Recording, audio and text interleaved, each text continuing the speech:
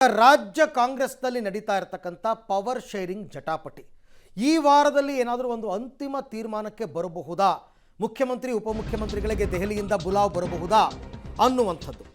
ದೆಹಲಿ ಬುಲಾವ್ಗೆ ಕಾಂಗ್ರೆಸ್ನಲ್ಲಿ count down start ಆಗಿದೆಯಂತೆ. ಈ ವಾರ ರಾಜ್ಯ ಕಾಂಗ್ರೆಸ್ ಪಾಲಿಗೆ ನಿರ್ಣಾಯಕವಾಗಬಹುದು. ಸಿಎಂ ಡಿಸಿಎಂ ಇಬ್ಬರಿಗೂ ಕರೆ ಇಬ್ಬರನ್ನೂ ಕರೀಲೇಬೇಕು, ಒಟ್ಟಿಗೆ ಕೂರಿಸೇ ಮಾತಾಡಬೇಕು.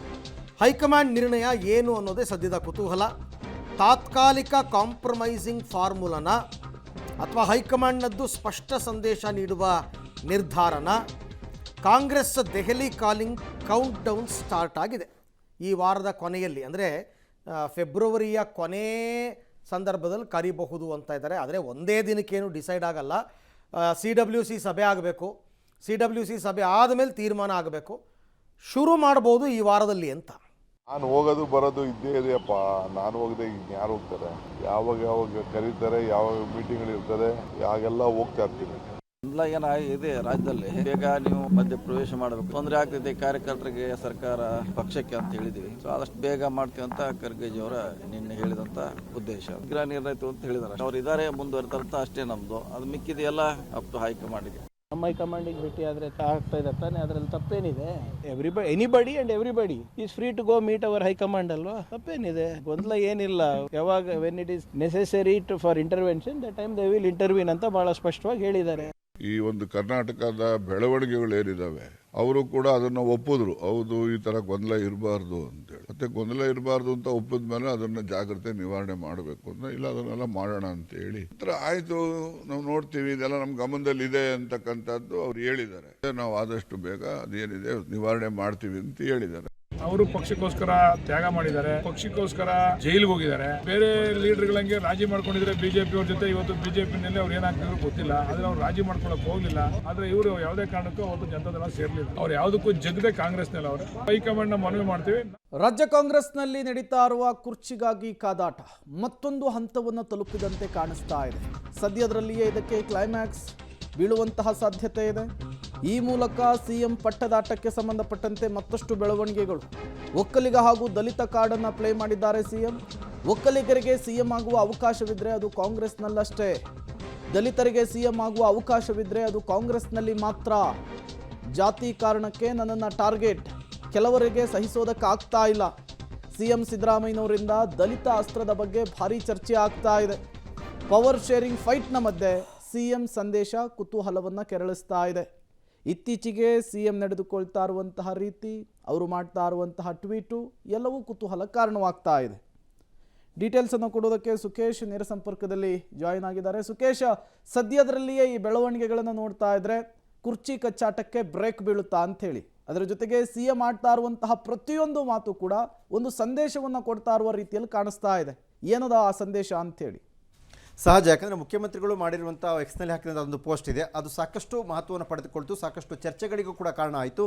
ಈಗ ಏಕೈಕಿಯಾಗಿ ಮುಖ್ಯಮಂತ್ರಿಗಳು ಯಾಕೆ ಆ ರೀತಿ ಪೋಸ್ಟನ್ನು ಹಾಕಿದ್ರು ಅನ್ನುವಂಥದ್ದು, ಅದು ನಾನಾ ಜನರಿಗೆ ನಾನಾ ಸಂದೇಶಗಳನ್ನ ರವಾನಿಸುವ ಲೆಕ್ಕಾಚಾರ ಇರ್ಬೋದು. ಯಾಕಂದರೆ ರಾಜಕೀಯ ಲೆಕ್ಕಾಚಾರದಲ್ಲಿ ಸಹಜವಾಗಿ ಒಬ್ಬ ಹಿರಿಯ ಮುತ್ಸದ್ದಿಯಾಗಿ, ಮಾಸ್ ಲೀಡರ್ ಆಗಿ ಮುಖ್ಯಮಂತ್ರಿ ಆಗಿರ್ತಕ್ಕ ಸಿದ್ದರಾಮಯ್ಯ ಅವರು ಸಂದೇಶ ರವಾನೆ ಮಾಡಿದಂತೆ ಕಾಣಿಸ್ತಾ ಇದೆ. ಯಾಕಂದರೆ ಪ್ರಸ್ತುತವಾಗಿ ರಾಜ್ಯ ಕಾಂಗ್ರೆಸ್ ನಡೀತಿರುವಂಥ ಕುರ್ಚಿ ಕದನಕ್ಕೂ ಕೂಡ ಪೂರಕವಾದ ರೀತಿಯಲ್ಲಿ ಕೆಲವರಿಗೆಲ್ಲ ಒಂದು ಸಂದೇಶ ಕಳಿಸಬೇಕು ಅನ್ನುವಂಥ ಪ್ರಯತ್ನದ ಭಾಗವಾಗಿದ್ದಂತೆ ಕಾಣಿಸ್ತಾ ಇತ್ತು.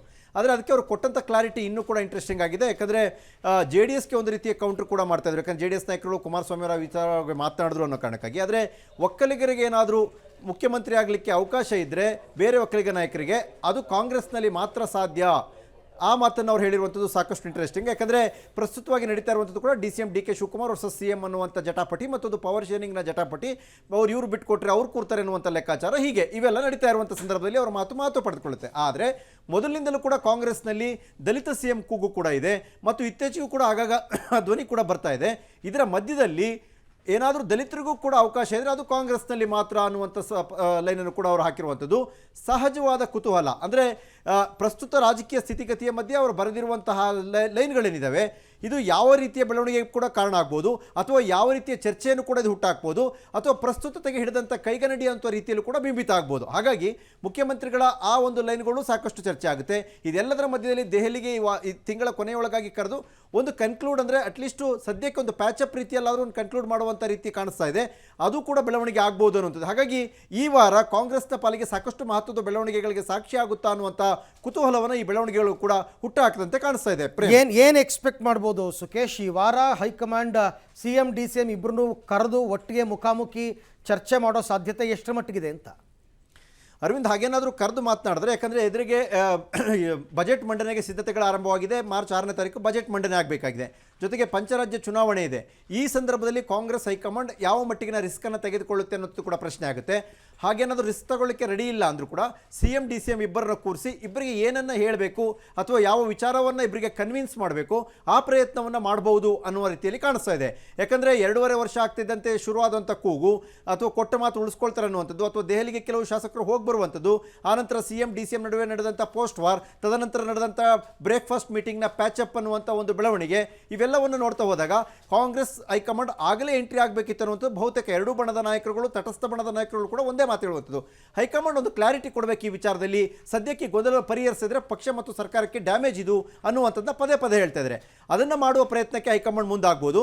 ಅಲ್ಲಿ ಒಂದು ಟೈಮ್ ಬಾಂಡಿಂಗ್ ಏನಾದ್ರು ಫಿಕ್ಸ್ ಆಗುತ್ತಾ ಅನ್ನುವಂತಹ ಕುತೂಹಲ ಕೂಡ ಈ ಬೆಳವಣಿಗೆ ಹುಟ್ಟಾಕಿರುವಂಥದ್ದು. ಅರವಿಂದ್, ಥ್ಯಾಂಕ್ ಯು ಸುಕೇಶ್, ತಮ್ಮ ಎಲ್ಲ ಮಾಹಿತಿಗಾಗಿ ಧನ್ಯವಾದ. ನೋಡೋಣ, ಬಟ್ ಇದು ಸ್ವಲ್ಪ ಸೀರಿಯಸ್ ಆಗಿ ತಗೊಂಡಿದ್ದಾರೆ ಹೈಕಮಾಂಡ್ ಈ ವಿಚಾರವನ್ನು. ಈ ವಾರ ಏನಾದರೂ ಒಂದು ಡಿಸೈಡ್ ಆಗಬಹುದು ಅಂತ ನಿರೀಕ್ಷೆ ಅಂತೂ ಇದೆ.